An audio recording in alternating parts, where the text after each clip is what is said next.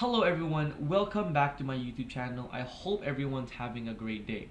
Today I will be talking about Canada's registered accounts. These are one of the greatest tools that the government could give us as individuals, as many countries do not have accounts like this.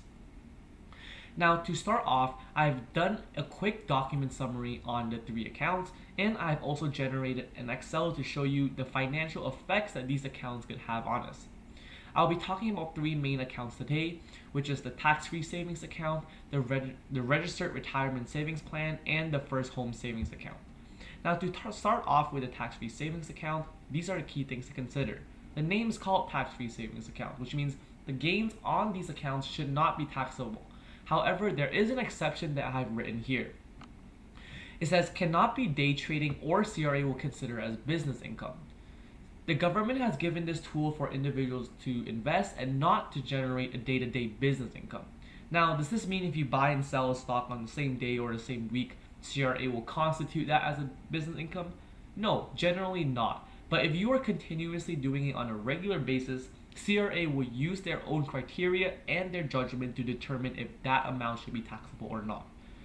So as you guys can see here, I've also written the contribution room, which means each year is currently $7,000.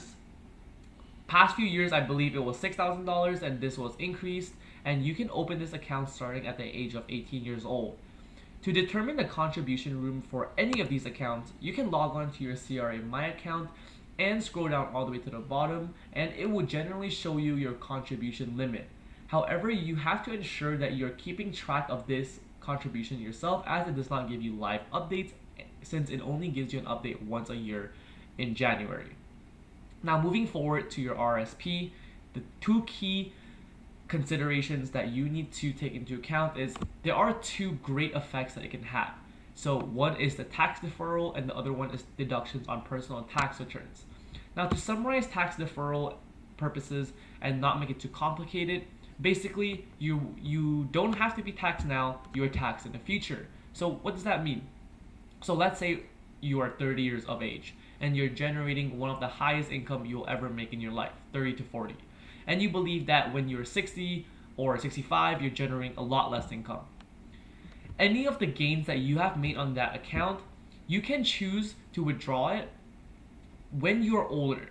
So when you're 60, when you're 65, maybe you're already retired. Now, when you're retired, of course, you're not generating that much income, which means your tax bracket is lower because of your lesser of your employment income. So when you take out your gains in the future, it will be taxed at that rate instead of the rate that you're currently at if you're working a lot and generating a lot of income.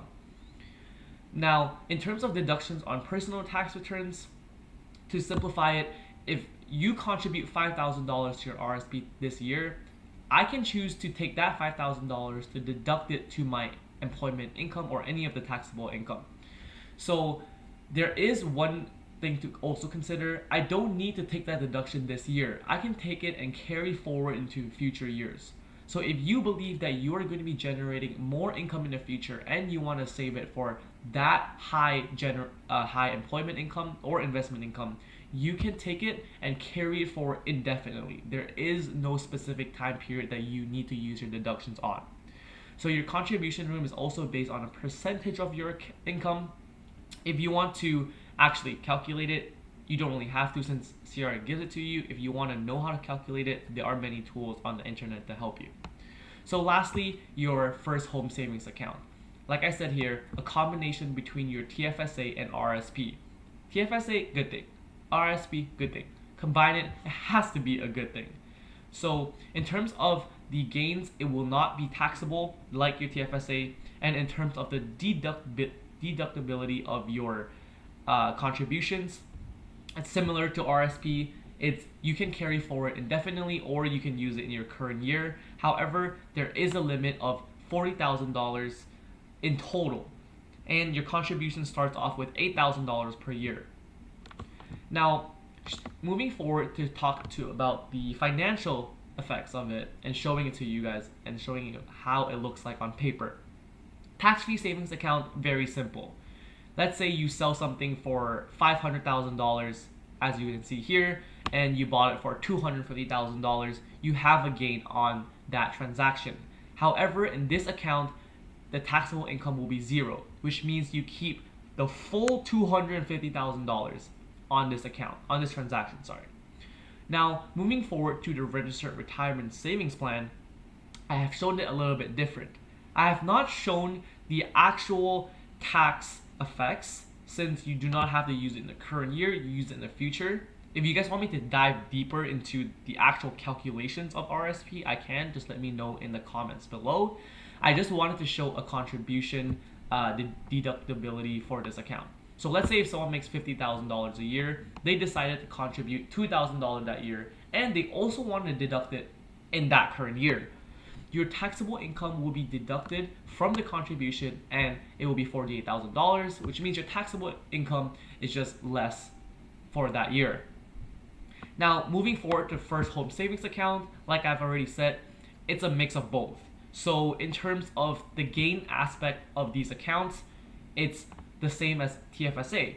So as you can see here, I did the same proceeds of disposition, the same cost, and the same gain, and the financial effects is zero, since there is no tax on the gain. Now, if I wanted to use that FHSA deductibility on my contribution, I can also use it the same as my RRSP, as I showed here. If I deduct the $2,000, if I contributed $2,000 in that year, I can also use it to subtract it off my taxable income. Now, you guys need to understand that these tools are so important. So if you're new to investing, don't just start off by investing in a non-registered account. Make sure you're doing your research and understanding the actual beneficial effects that these accounts could have. One person asked me if they should open a corporation to trade stocks or anything else. Now, as corporations have benefits to them, I can make a video on incorporating or not in the future. There are also many cons towards incorporating. As I would say to that person, to everyone else on my YouTube channel, before thinking about incorporating and diving deeper into more complicated aspects of investing, let's try to keep it simple when you first start. Try to max out these 3 accounts if they apply to you. So of course, first home savings account, it only applies to people who has not purchased their first home, and it also cannot be used as a rental home. But let's say if someone is 18 or 19, they most likely have not bought a home. So this account will apply to you. Just make sure that you're reading the CRA website to see if it applies to you. But make sure your goal is to max out these 3 accounts. In this current year, I have just maxed out all of these accounts, which I'm really proud of. And now I am starting to generate an accumulation in my non-registered accounts. So thank you everyone for listening. I hope you learned a little bit and took out a little bit from this video. Let me know if there are any things that you want me to dive deeper into, which I can. I currently just finished my Master's of Accounting and will be getting my CPA designation very soon. So let me know. I'll try to help out. Thank you so much for listening. Please comment anything and subscribe. Thank you.